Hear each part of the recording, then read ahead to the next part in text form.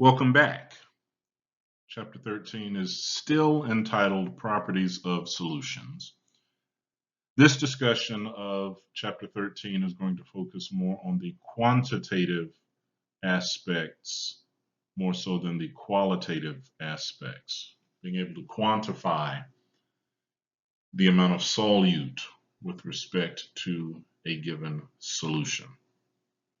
When expressing the amount of solute in a given solution, since that's something that must be quantified, then it must have units.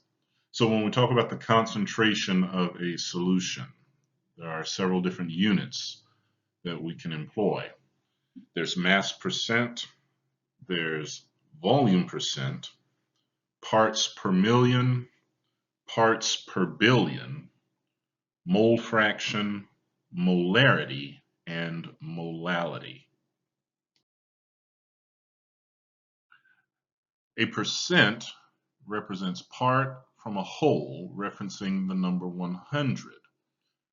For example, 50% means 50 out of 100. So to speak of mass percent with respect to concentration means to take the ratio of the mass of a solute to the total mass of the solution, which is the mass of the solute and the solvent, and then multiply that by 100 to make it a percent.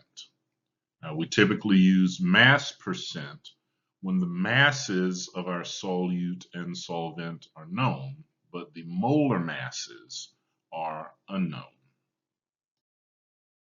Similarly, volume percent references the amount of solute in a given amount of solution times 100. Now, the main difference between mass percent and volume percent lies in the fact that mass is additive. For example, if the mass of your solute is 2.5 grams and the mass of your solvent is 7.5 grams, then the total mass of the solution will be 10 grams. But that doesn't hold true for volume. Volume is not necessarily additive. If I take 2.5 milliliters of acetic acid and I add it to 7.5 milliliters of water, I do not necessarily walk away with 10 milliliters of solution. The volume of mixing is not necessarily additive. But nonetheless, if you take the volume of the solute divided by the total volume of solution, then you end up with volume percent. Parts per million and parts per billion, respectively, deal with really small solute quantities. It's similarly based on mass, and since percent is out of a 100 and we multiply it by 100, then when we deal with parts per million or parts per billion, once we take the ratio of the mass of the solute to the mass of the solution, then we would multiply by those values respectively.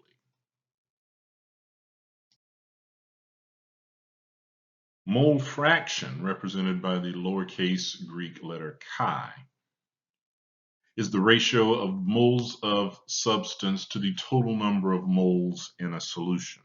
Oftentimes we will use mole fraction when we're talking about gas phase solutions. Now, it doesn't matter if we're talking about the solute or the solvent. We're simply talking about one of the components in the reaction mixture with respect to the total number of moles of everything in solution. Molarity is the common expression of concentration that we've spoken of in the past. Molarity is defined as moles of solute per liter of solution. Molality, on the other hand, is moles of solute per kilogram of solvent. There's a significant difference there, if we look at the denominator of these two expressions. One of them speaks to a volume, while the other speaks to a mass. Why is that important, you may ask? Well, volume is temperature dependent. So molarity would be temperature dependent.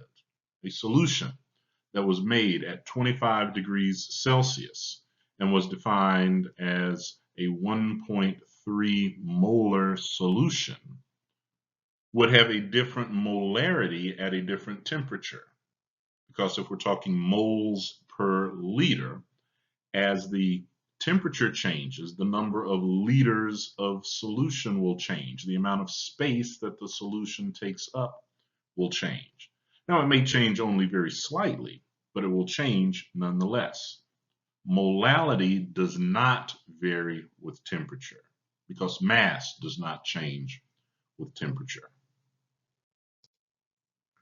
Now, it should be noted that when water is the solvent, dilute solutions tend to have similar molarities and molalities.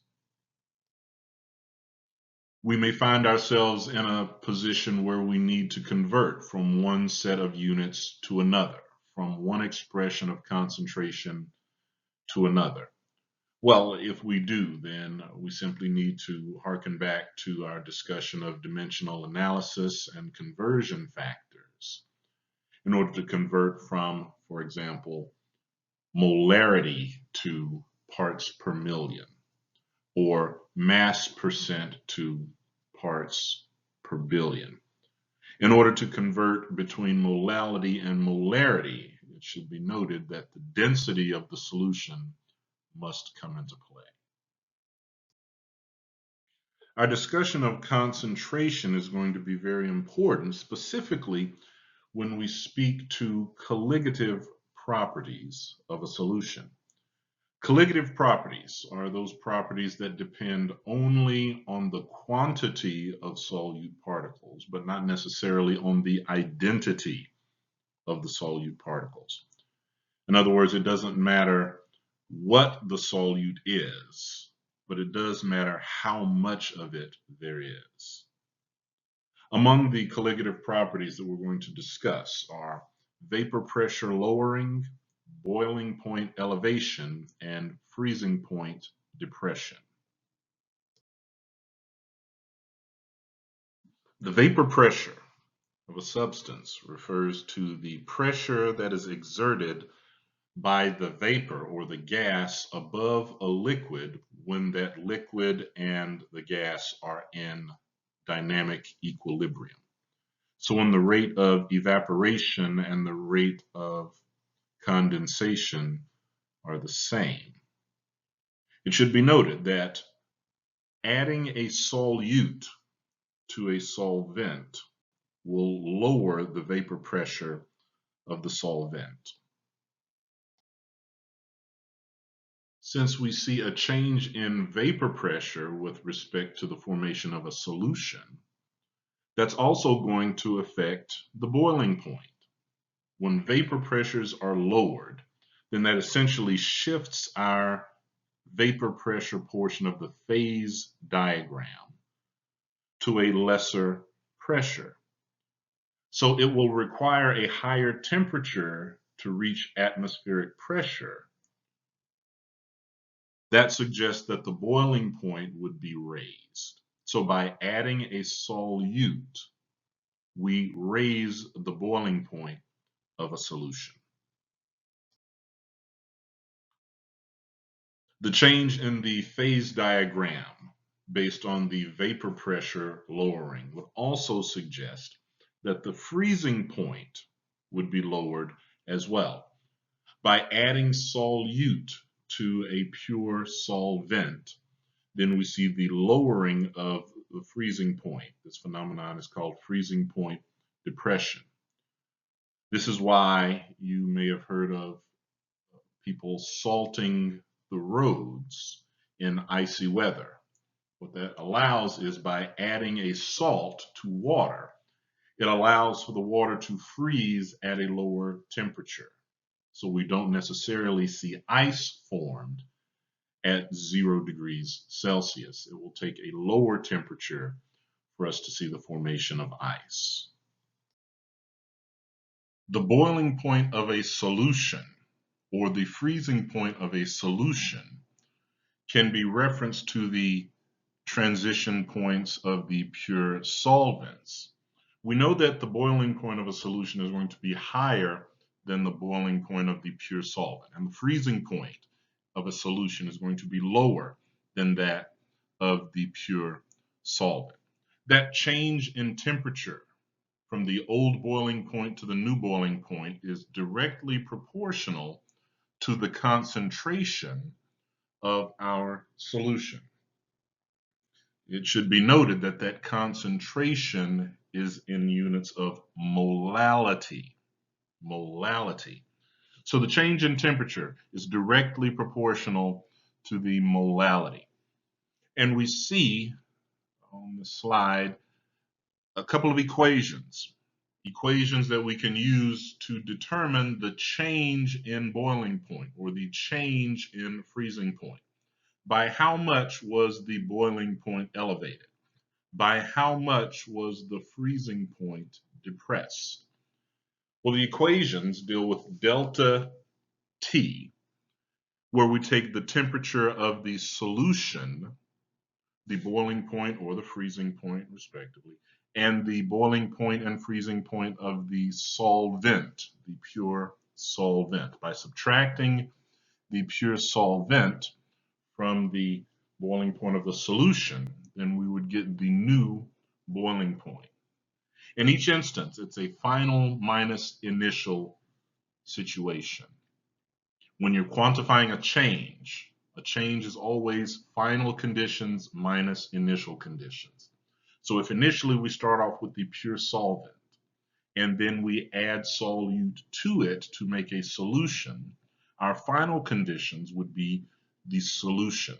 So taking final minus initial is going to give us the change in boiling point or the change in freezing point.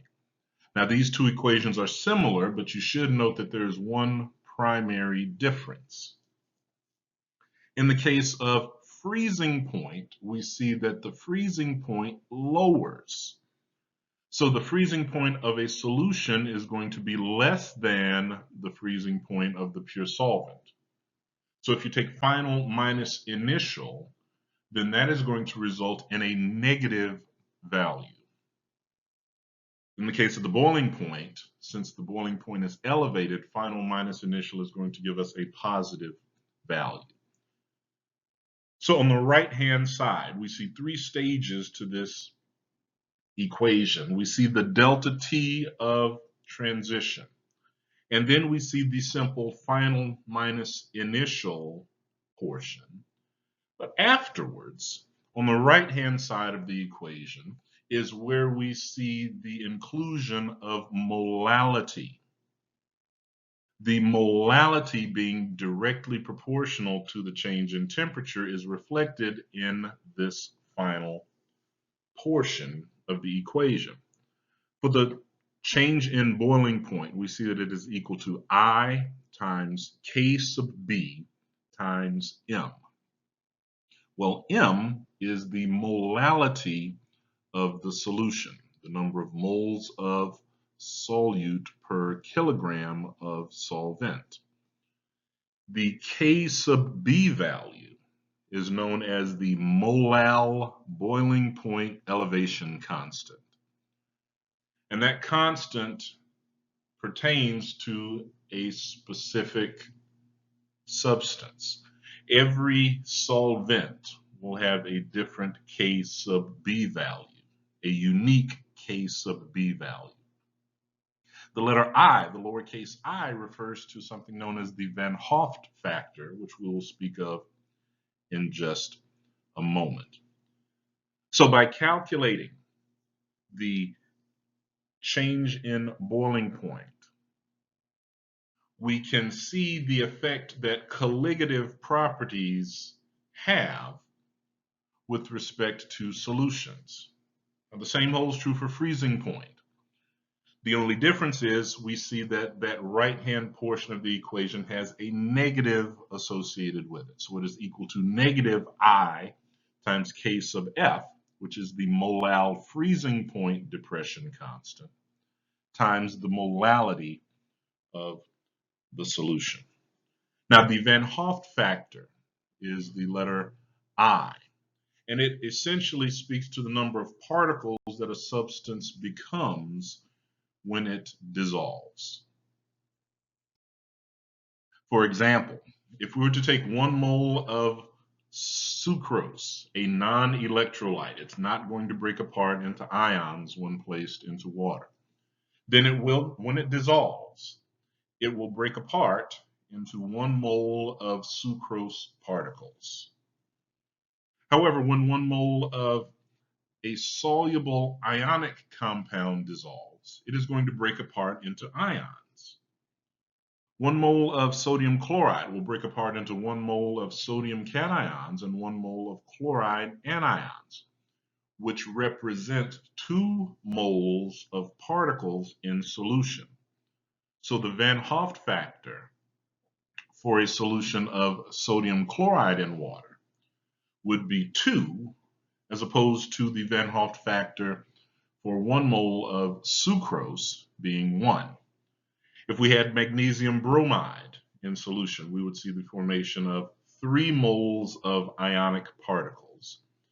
And something like potassium phosphate, we would see 4 moles of solute particles. Now, as the Van Hoff factor applied to the previous equations we saw, you can imagine that by adding 1 mole of salt in the form of sodium chloride to water, it would have twice the effect that adding 1 mole of sucrose would. Adding 1 mole of potassium phosphate would have the effect that is 4 times that of 1 mole of sucrose. Because once again, remember, colligative properties depend on the number of solute particles in solution. So 4 moles of particles per kilogram of solvent is going to be greater than 1 mole of particles per kilogram of solvent. We have now come to the end of our discussion of Chapter 13. I want to say thank you for your time, and as always, stay safe.